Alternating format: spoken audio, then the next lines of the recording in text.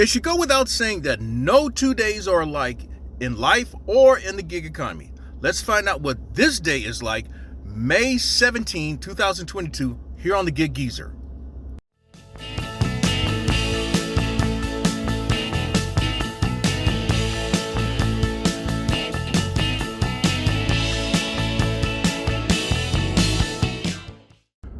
Alrighty, I've got the hat on, I got the glasses on, and I am in motion. And if you're a new visitor to the Gig Geezer, hey, thanks for stopping by. And if you would not mind, hit that subscribe button.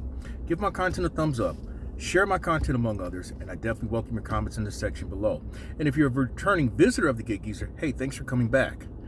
Well, I decided to do something I feel that is just being real with everyone. And what I mean by that is it should be without saying that no 2 days are alike in the gig economy or for that matter in life. I know I'm repeating myself, but the reason why I'm saying that is because sometimes we base outcomes on the previous day, and I don't think you can really do that.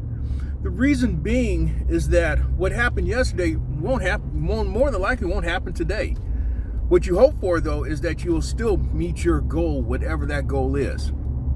Now, yesterday, I did not document any of it, but I had a very solid day yesterday. I put in just over 6 hours, 6.25 hours, and I made $260 plus.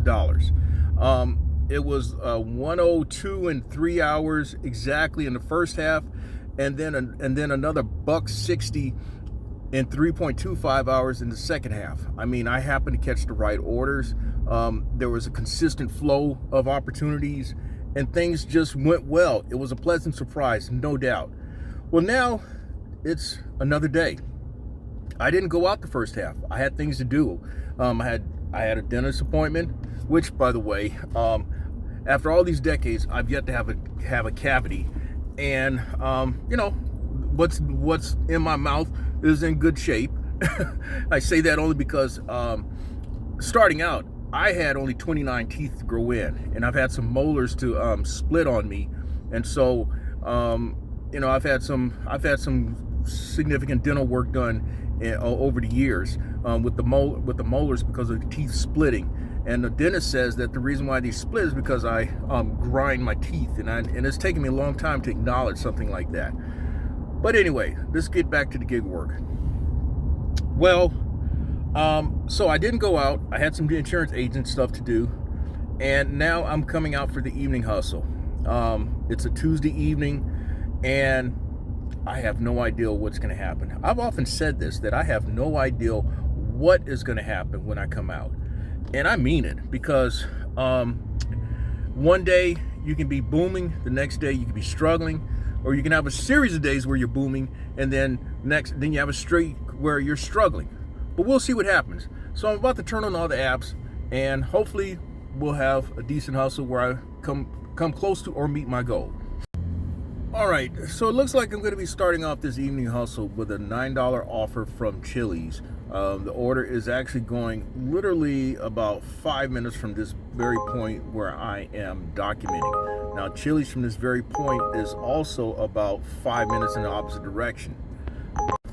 Now, by the way, I did not capture a screenshot of it, but I do have the para shot of it.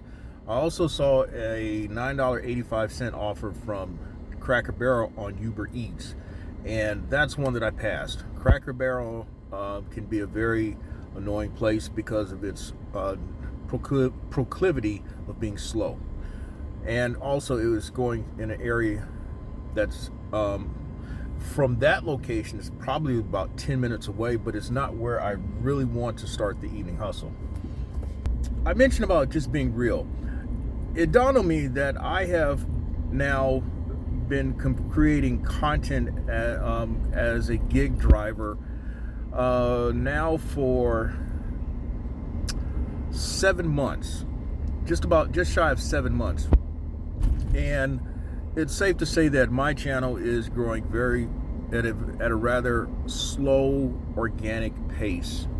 not really having, I guess, found my stride or figured out what it's going to take to really trigger the algorithm.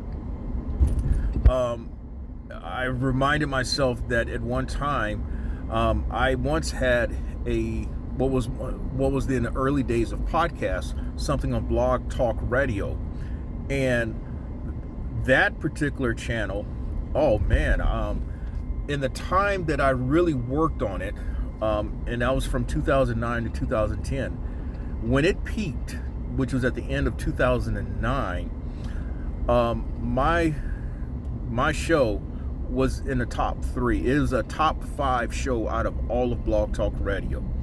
Now, Blog Talk Radio, I don't know if it still exists. I'm saying that as I am documenting this, but Blog Talk Radio was like really one of the first of its kind out there, and I produced or composed or produced 52 episodes. 50 of them were original, and some of the people that I found out very quickly that entertainment was probably the most likely one to attract people, and it did. I mean, this was just before YouTube really took off. In fact, YouTube was an entity to itself and had not yet been acquired by Google. And some of the people I had on my show was Brenda Russell. I had Gerald Albright. I had Judge Lynn Toller. I had a guy named Bobby Rivers, who was once a MTV TV host. Man, I had some people on my show, and then there were some near misses of people that I tried to get on my show. One of them was the late Clarence Clements, who was the sax player for Bruce Springsteen's E Street Band, and was the guy who appeared in the late Aretha Franklin's video, Freeway of Love. He was the sax player in that video. All right, so we've picked up that order, and we're gonna move about 10 minutes up the road, in time, including the time it'll probably take to go through this subdivision or drop off this order. But continue the conversation. That Blog Talk Radio channel was for the purpose, in part, to promote books that I'd written at the time, and also promote other book authors. And the funny thing about that is, so long as I had that show, I had people blowing up my phone every week. But once word got out that I wasn't doing that show, I've heard from maybe 2 authors since then, and that was the last show that I came out with was March 2010, and I've heard from 2 authors since then. Now, that just speaks to people in general. So long as you can do something for them, they'll always be there in contact with you. But need I say any more? But it just came to me a couple other folk that appeared on that I managed to secure appearances on my Blog Talk show or my podcast. The others were Marilyn McCoo and Billy Davis Jr. of the Fifth Dimension. In fact, when they appeared back in 2009, they were celebrating their 40th wedding anniversary, and they appeared on Marilyn's birthday. Now you gotta pull up on Google at least what her birthday was that year in 2009. I'm not mentioning it because I've always done that out of respect for Miss Marilyn. But the other noted person that appeared on my show was Sharon Robinson, a known songwriter and performer, and collaborated with the late Leonard Cohen. In fact, she shared about her first solo album, in which the late Mr. Cohen designed the artwork to her album. And she talked about the selection of songs and how they appear on the album and things like that. So I ventured into something that was not really natural for me, talking to entertainers, but I adapted real fast, needless to say. I actually have another YouTube channel that is monetized, but that one I've actually uploaded content similar I've uploaded Gig Geezer content on that channel because that channel is monetized, has already been monetized, but it doesn't attract any people. The people who are actually checking out Gig Geezer stuff are people who really want to find out about gig economy work, how to maximize their income. And as I've shared often, I feel that I'm qualified in some ways to do that, having had now nearly 6 years behind me doing gig economy work. And now that before, as I've also shared too, before I even attempted to produce content for the Gig Geezer channel, I already had over a year of experience making the money that I've been making, or I've been sharing with y'all as well. So, the other thought that I was going to share about just me right now doing the Gig Geezer channel and sharing just what I've been doing out here in the YouTube world.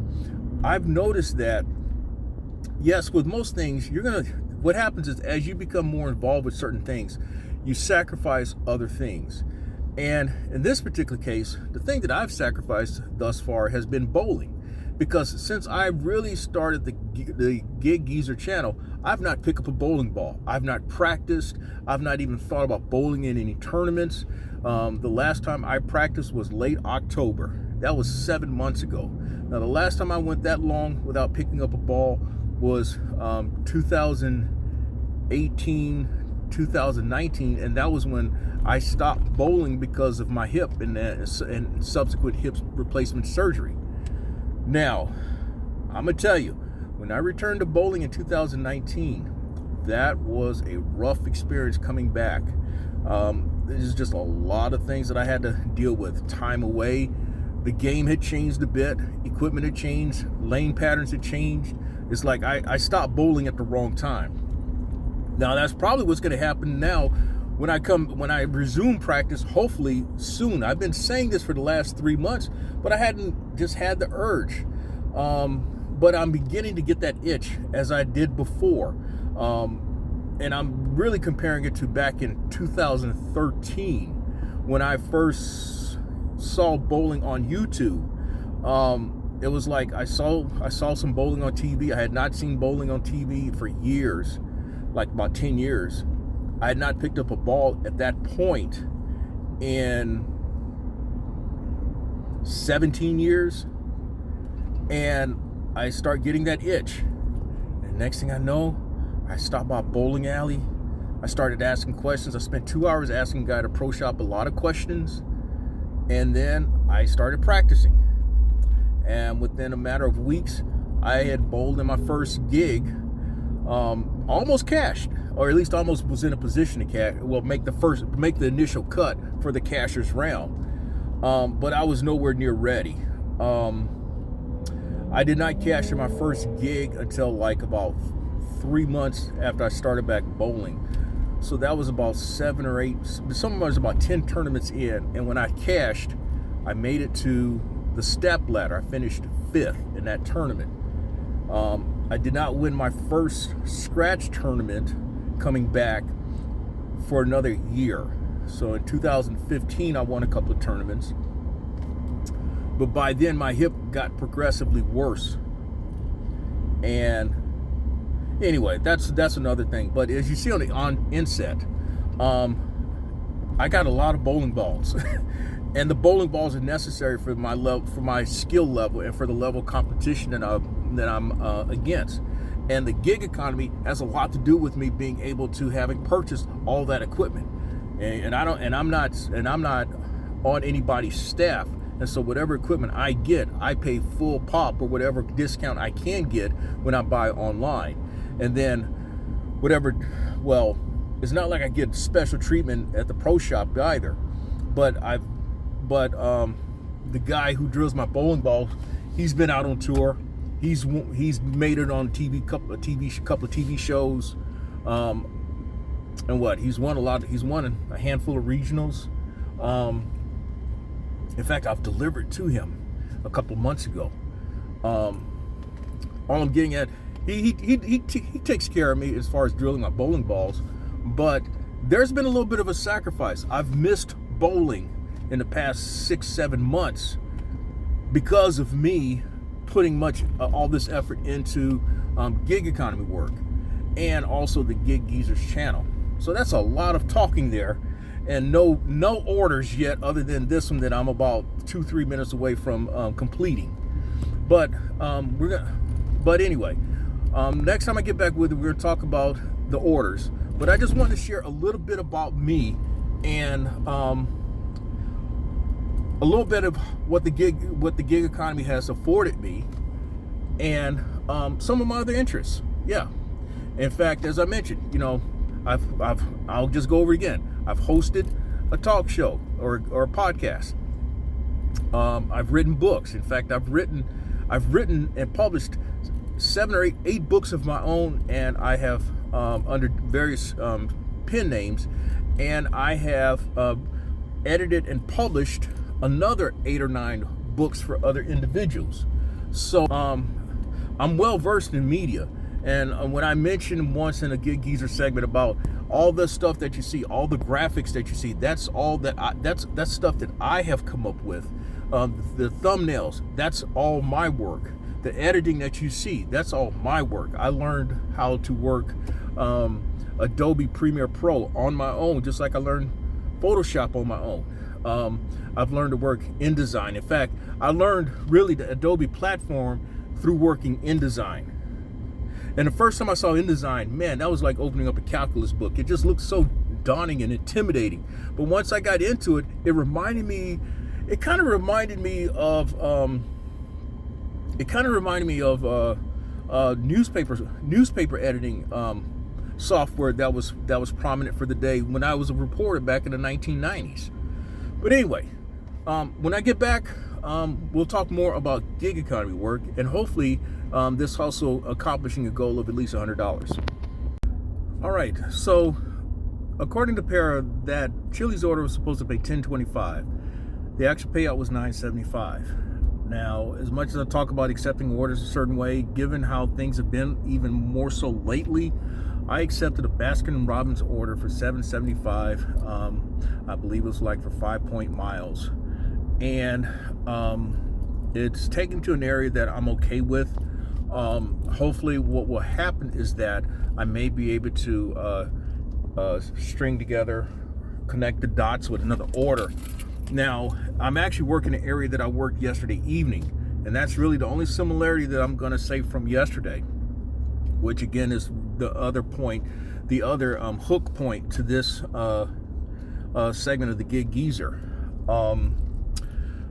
The last couple of weeks, since I've not mentioned it, the last couple of weeks the Gig Geezer has put in 6.5 days each of the last 2 weeks. To the week prior, not this week prior, but the week before that one, the week with Mother's Day, the week that ended with Mother's Day, I made $1,480 that week, and I averaged $227 a day. This past week, when things really hit, kind of came to a screeching halt, I managed to make $1,411, averaging $217 a day. But I put in more hours. The week prior, I put in 45 hours, which would have been about average for me, because 6.5 days, 7 would be 45 and a half. But 54, that's like 8+ days, 8+ hours, going on almost 9 hours. And yeah, and so I averaged $25 plus an hour last week. The week ending Mother's Day, I averaged $32, almost $33 an hour. Now, that brings up another point, and this is not to take any swipes at someone, but I happened to check out someone's content, and he posed a question about making $30 an hour. Is it really realistic and all, given how things are? He mentioned in terms of as a side hustle and all, and there's a couple of us who said, yeah, it can be done if you work multiple apps. And then I also I wanted to say something else though, but I just commented that yes, I second that. Yes, I have shown time and time again that I can do it. He also pointed out, now if you're making $30 an hour, you're topping out at about $62,000 a year. Well, I mean, I can show my tax returns for the last few years, and I'll just leave it at that. Hey, if you like the content that's provided in this segment of the Gig Geezer or in any other segment, hey, hit that subscribe button. give my content a thumbs up, share my content among others, and I definitely welcome your comments in the section below. Now, I am basically yards away from picking up the Baskin & Robbins order, and I'll get back with you shortly. And so, kind of me doing this, doing videos, you know what? I've never really been afraid of the camera. I've never been afraid of talking in front of an audience or anything. I've never been afraid of talking in front of an audience. In fact, I've been somewhat of a ham. Just never got into acting or performing. Just never thought I was that type of a person. I think what was always been natural for me has been informing and educating people and possibly entertaining in the written form. So that may explain my delivery and how I converse with y'all on these segments of the Gig Geezer. Well, anyway, we've moved on, picking up the Baskin & Robbins order, and we're probably about, because of the light that's up ahead, probably about 6-7 minutes away from the drop-off location. Now, one thing I noticed is that the guy asked me to confirm the order. It's probably like in your market as well, but in my market, in certain places, they ask you to confirm the order because of people who have stolen orders or have picked up orders that they should not have, or maybe the mistake of orders being duplicated. Now, ironically, yesterday, that seemed to have happened, in which one of my big orders that I picked up, it was a catering order, which I had to show a picture of my bag, for Zoe. Two of us showed up for the same person. In fact, what ended up happening, I came there for the big part of the order, and the other person came there for the smaller part. I was thinking that maybe there was a mistake there, but the lady assured me, no, he got the smaller of the two. And I think what happened was the person forgot one other person on their list, and so they made that order, and so he got that one, and I got the big one, in which I got the big money. Well, you should have saw the look on his face when I showed up behind him in the parking area as well, too. But that said, places like Firehouse Sub, they keep the orders in back now behind the counter, and you have to wait in line along with the customers. Okay, now some of y'all may remember about my Gig Geezer segment, and here's the thumbnail in which I say sit or drive. Well, really, I posed the question about, do you sit or do you drive in waiting for your orders? Well, me being en route to dropping off this DoorDash order, I happen to be literally right down the street from picking this GrubHub order that came across, $15 and change from Tokyo Grill. And so I accepted that one. Now, there's some miles on it, but the miles are actually down this stretch of road where there's no stoplights. And so by the time I get back, that order should be ready. All right, let's bring you up to date now. Probably a span of about, oh man, I want to say a good 40 minutes have passed since I last checked in with y'all. And so we dropped off the GrubHub order that paid $15.42, and then I had to drive all the way back into position. And once I got in the position where I wanted to be, I picked up two quick orders. One was for $12.51 from UberEats, is going to a hotel, and also another hotel delivery, DoorDash, $7.50 from Chipotle. The UberEats was from a place called the Village Idiot. It's a known pizza place, local pizza place in this market. Why did I take $7.50 an order? Well, obviously I've taken a couple of orders that are really below my preference. But I figured, well, this order is going in the same vicinity of the Uber Eats order, and so stacking $7.50 atop $12.50 sounds pretty good then, $20. And so that will bring my evening hustle total in about 1.75 hours, somewhere between 1.75 and 2.0 hours, to over $52. That's the other reason. I mean, some days you have to be creative. This is one of the days in which I am trying to be creative, and that's some would say is putting in your grind, but today I just called it that move that I just made just trying to be creative and creating opportunity for myself. So I'll get back with you once I've gotten further along in the process with these 2 orders.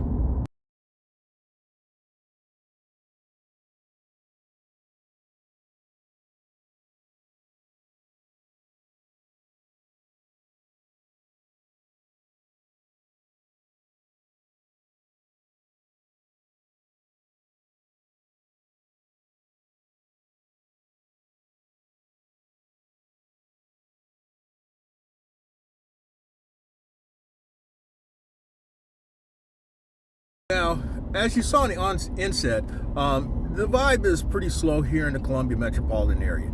It was like that during the daytime, although again, I did not do any orders for the first half hustle. But I am now trying to make up for some lost time now. I dropped off both hotel orders. The first order was on the 4th floor, handed to me.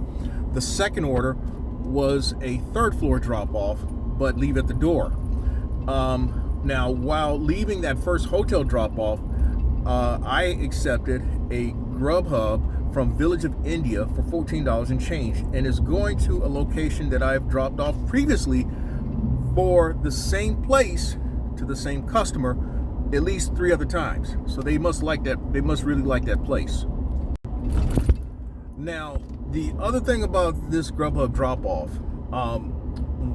the drop-off location is probably about 15 minutes away, and altogether that should put me around $67 for this second half hustle. And by the time I drop off that order, I should be anywhere between 2.25 hours. Sorry for the glare, I'm trying to angle myself, but obviously it's that time of day. But I'll be anywhere between 2.25 and 2.5 hours, and that's again about $67 into this hustle. Not sexy, not great, but we are moving on. All right, to this point, I've made a conscious effort not to make any true direct comparisons from yesterday evening's hustle to this evening's hustle. The reason being, because I put up such a number yesterday and the orders are that good, I just did not think it would be a fair comparison. And that's the other reason why I'm just trying to be real with everyone and just show how things can be so unpredictable. Well, now you noticed that I accepted 2 DoorDash orders that were not really my exact order preference of $8 or more for a single order. The first DoorDash order, it was showing $10 plus, and it paid $10.25. It paid $9.75. The second DoorDash order supposedly was going to pay $10.35, but it only paid $7.75 as shown. What else? This last one was showing $7.50, and that's what it paid. But I am making progress to this evening. Now, getting back to the direct comparisons, last night, my least paying order was among my first orders last night. My least paying order last night was $10.75. My best paying order last night was, including cash tip, $72 and change. That's right. So far this evening, my best paying order has been $15. So that just goes to show you, no 2 days are alike. You learn, and again, you learn these type of things in life. I just like in bowling, just using a bowling reference, no 2 lanes are alike, and so you have to make adjustments for each pair and during each game that you bowl. So these are the adjustments that I've made today, and you know what? These are adjustments that you're gonna have to make every day, no matter what you do in life. Again, no matter what you do in life, there are adjustments that you're gonna have to make. And one thing I learned many decades ago, adjustment is a matter of attitude. So there you go. All right, I just dropped off the GrubHub order. That paid $14.79, bringing my second half hustle to $67.76. I was about 5 minutes away from this drop off, and I just happened to look at my phone, and there was a DoorDash order from Crafty Crab, which is where I'm about to head to, literally across the street, showing an offer for $24.75. Now, according to Para, that should pay $31.50. If it pays $31.50, that's going to put me at $99.26. And by the time I drop off the order, I should be exactly at 3 hours into this hustle. So I'm doing fairly well, even though it's not like last night where I did $1.60 in about 3.25 hours. I'm still doing okay. So that's still going to put me in a position where I need to be out for one more order, and hopefully I get it on the way back from dropping off that order. Okay, we are a couple minutes removed from having picked up the Crafty Crab order, and it's just funny how things would happen. I'm thinking, I really need a bomb of an order, and I just happened to look down at my screen and notice this $24.75, and then I go into Para and it says $31.50, and so just like that, I go from wondering, well, how am I going to get there? How much longer am I going to be out, to where I kind of know that I'm only going to be out for one more order. But I promise you that there's nothing great about myself. I have been a big advocate that these apps know our order selection tendencies, and that's based on your body of work and not so much as your metrics. That's just my belief. Now, that said, by the time I get to this drop-off location, I will be just under 3 hours into this hustle. And so I'm guessing that I will be out for about 3.5 to maybe 3.75 hours for this hustle. And I'm okay with that, especially being out for just for half of a day. And so I will catch up with y'all. I will catch up with y'all tomorrow and wrap up this hustle. But for now, hey, if you like the content that's been provided in this segment of the Gig Geezer or in any other segment of the Gig Geezer, hey, hit that subscribe button. Give my content a thumbs up. Share my content among others, and I definitely welcome your comments in the section below. After dropping off that Crafty Crab order, that was it for me. That actually turned out to be the ball game. The reason being is, by the time I got back into position, at least a place where I felt that I can accept orders, I happened to check my UberEats app, in which the tip had come in for that order, and the person actually tipped more than what I anticipated. In fact, that order paid $13.57, which put me over that $100 mark. So I finished the Tuesday evening hustle at $100.07, and that was done in somewhere between 3.0 and 3.25 hours. Basically the same amount of time as I had put in on the Monday evening hustle, but two different results altogether. The only thing in common was that I did accomplish the goal, at least the hustle goal, of making at least $100. And so that's all I have to share for this segment of the Gig Geezer. I'm Inwood Lane, and as always, may your grind and may your hustle continue.